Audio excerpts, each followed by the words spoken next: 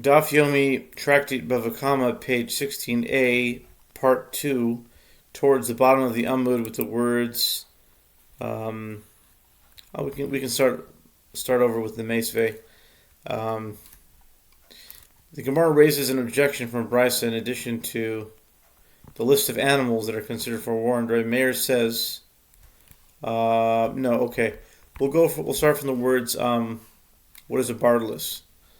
Okay, this is from the last video, but we'll start with that anyway. The Mishnah teaches the wolf, the lion, the bear, the leopard, and the bardalus and the snake. These are considered to be forewarned even if they had never caused damage before. The Gemara asks, what is a bardalus? Yehuda said is a nefreza. Okay. And the Gemara asks, what is a nefreza? Rabbi Yosef said is an appa. Okay, so let's say you don't know what these words mean. So, okay, this is my own technique, but you do it in gematria. So a bardalus would be, okay, Reish is 200, so 230 and 60 is 290. 296. A bardalus is let's call it a 296, okay?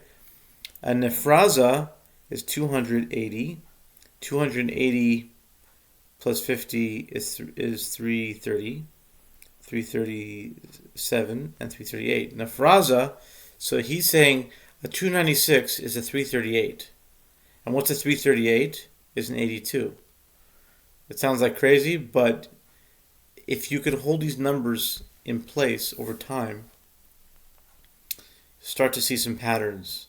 So I would guess my advice, based upon my work with mathematics, number theory, and the PL89, is translate every word you can that you don't know into a number. Get the gematria of everything. Get the gematria of Hachabamaya Ginan, Tashima, Ibayis Ema, any word in the Gemara, turn it into, get the gematria of it. It's I think most people wouldn't do that. What's the gematria of Rav Yehuda? What's the gematria of Hachi Kamar? And they're all are my taima. What's the gematria of all these? So if you get the gematria of each one of these, and you start to observe how the numbers move, you'll start to see patterns. So what's a bardalus? A bardalus is a 296. Rav Yehuda says that 296 is a 338. And what's a 338? Rav Yosef says it's an 82. But if you know all the gematrias of what a 338 is, then you start to say, okay, so 296 would be like, okay, haaretz is a 296. Yeah, haaretz. Haaretz is v'haaretz. I'm sorry, v'haaretz is 296.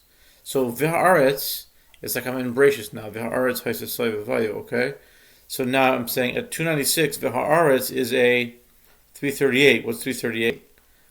I don't know any gematrias right now, but I'm saying if you have a whole list of words that are 338, you can start to connect different things. And it looks a little bit chaotic, but if you do this over time, I think you'll start to see some interesting results.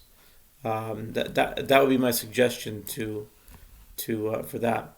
At any rate, Meisvei, Rabbi Meir Omer, Af Tzavoa, Rabbi Lazar Omer, Af Anachash, Rabbi Yosef Omer, Tzavoa Zuapa. Okay, the Gemara raises an objection from a brisa.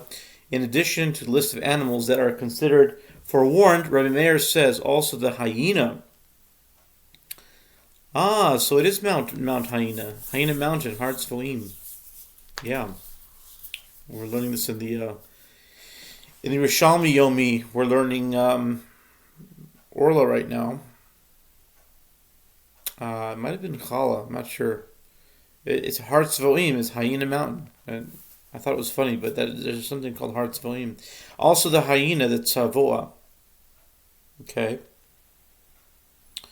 Rabbi Elazar says also the snake. Rabbi Yosef said in the explanation of the Brisa, the hyena mentioned by Rabbi Meir, this is the animal called an appa. So he says the hyena is a bardalus then.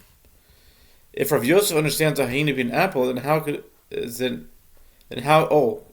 he claim for it to be bardalus? Okay. Lokashia Khan B'Tzavoa. Okay, the Gemara explains it's not difficult. Here the Brisa Rameir is referring to a male hyena, and there the Mishnah is to a female hyena. Okay, and it's apparent that a male hyena is distinct from a female one, as is taught in Brisa. A male hyena, after 7 years, metamorphoses into a insectivorous bat. Insectivorous bat, after 7 years, metamorphoses into a herbivorous bat. Arpa, and herbivorous bat, after 7 years, metamorphoses into a thistle. A thistle, this might be maybe a thistle after 7 years, metamorphoses into a briar. A briar, after 7 years, metamorphoses into a demon.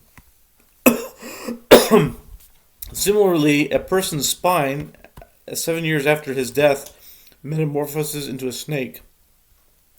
The Gemara qualifies the last statement, and this matter applies only to a case where that person did not bow during the blessing of Modim, the 18th blessing of the Amidah prayer.